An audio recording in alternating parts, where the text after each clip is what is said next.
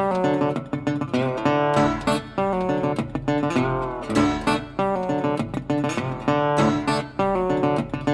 walked all the way from. 오늘은 나도 시골집 하나 있었으면 어떨까 라고 고민하는 분들을 위해서 얘기를 좀 나눠보겠습니다.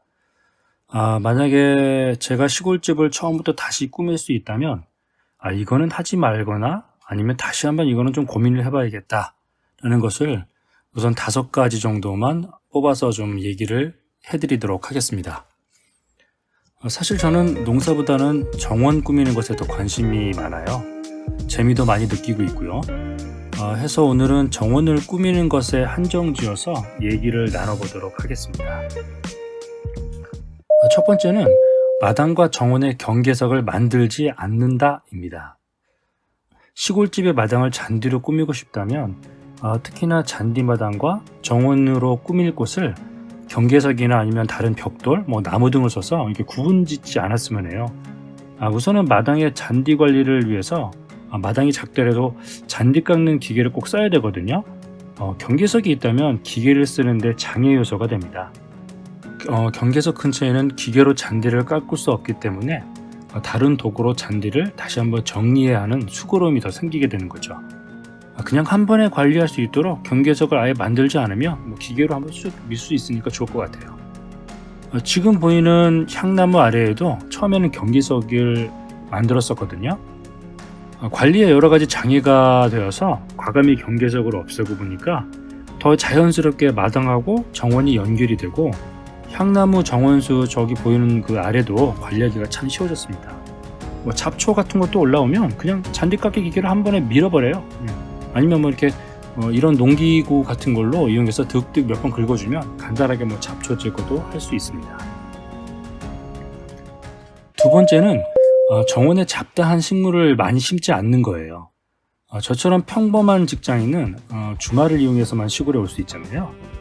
시골집이 상시 거주하는 목적이 아니라면 잔손이 많이 가거나 아니면 20에서 30cm 정도 자라는 1년생 꽃이나 식물 등은 아예 땅에 심지 않는 게 좋을 것 같아요.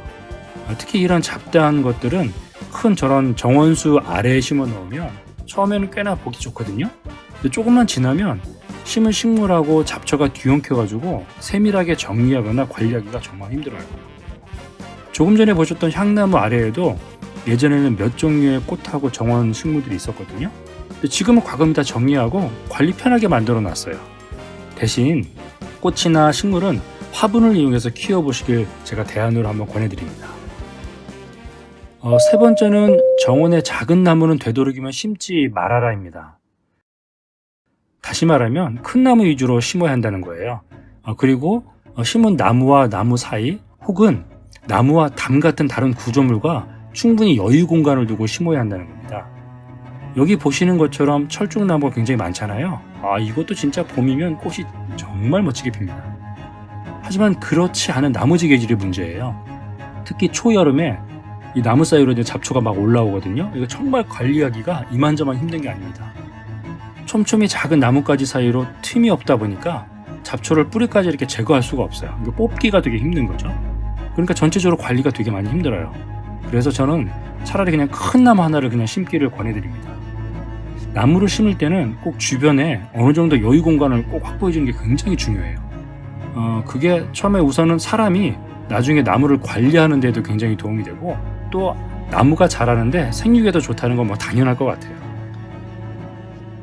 네 번째는 외부 원두막이나 정자같이 오픈형 공간을 아예 만들지 말라입니다. 처음에 만들어 놓으면 좋죠. 여기서 비도 피하고 뜨거운 햇빛도 피하고 고기도 구워 먹고 식사도 하고 정말 좋습니다. 또 여러 사람이 한꺼번에 놀러 왔을 때에도 실외에 놀만한 공간 하나 정도 있으면 굉장히 좋거든요. 하지만 평일에 5일 정도 비워놓고 주말에만 겨우 올 수 있는 그런 상황이라면 그냥 와보면 딱 알 수 있어요. 그나마 매주 오면 괜찮죠. 근데 한 주나 2주 정도 건너뛰고 오게 되면 이 외부 이 공간에 먼지나 거미줄이 정말 엉망됩니다. 와서 이거 치우다 보면 반나절 시간이 그냥 훌쩍 지나가요. 차라리 비나 햇빛을 피하기 위해서 파라솔이라든가 아니면 우리 학교 운동회 같은 거 할 때 보면 행사용 천막 같은 거 있잖아요. 그런 걸 하나 사두는 것도 좋을 것 같아요. 그리고 편의점 앞에 보면 플라스틱 그 원형 테이블이라든가 의자 같은 거 있잖아요. 그런 거 몇 개 사놓고 차라리 저렇게 널찍한 잔디 위에 파라솔 같은 거 피고 의자하고 테이블 놓고 즐기는 게 훨씬 더 좋을 것 같습니다. 천막을 치고 걷는 게 더 귀찮지 않냐? 이렇게 이해할 수도 있잖아요. 한번 경험을 한번 해보세요. 이 더러운 먼지하고 거미줄을 매번 치우는 것보다 차라리 천막 한번 더 치는 게 훨씬 더 편합니다.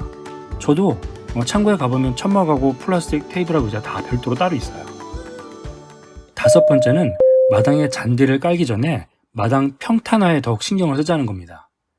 엄청나게 진짜 넓은 마당에 잔디를 심을 거라면 어느 정도 이렇게 굴곡이 있는 것도 굉장히 자연스럽고 괜찮을 것 같거든요. 하지만 저희 집처럼 이렇게 아담한 사이즈의 마당에 잔디를 심는다면 처음에 정원을 포함해서 바닥면 전체를 수평되게 평탄화하고 잔디를 심는 게 좋을 것 같아요. 당연히 보기에도 좋겠죠? 근데 사실 잔디를 관리하는 데에는 약간은 높낮이가 있거나 수평이 안 맞아도 큰 차이는 별로 없어요. 하지만 수평 잡힌 마당을 만들어야 한다는 후회가 지금 아주 많이 들거든요. 그래서 저는 다시 기회가 온다면 진짜 마당만큼은 정원하고 통틀어서 수평되게 한번 그렇게 해보고 싶습니다. 이렇게 제가 다시 시골집의 마당과 정원을 꾸민다면 이런 것은 피하거나 다시 한번 생각해봐야겠다 라는 주제로 5가지를 말씀드렸어요. 이외 추가적인 부분은 계속적으로 다음번 영상의 소재로 말씀을 한번 드려보도록 할게요. 그리고 크게 좋아지는 않지만 그래도 텃밭에 농사를 지면서 이건 해야겠다, 이건 하지 말아야겠다 라는 것도 한번 정리해서 영상을 만들어 보도록 하겠습니다. 마지막으로 고민해봐야 하는 5가지 내용을 한 화면에 정리하고 영상을 마치도록 하겠습니다. 시청해주셔서 감사합니다.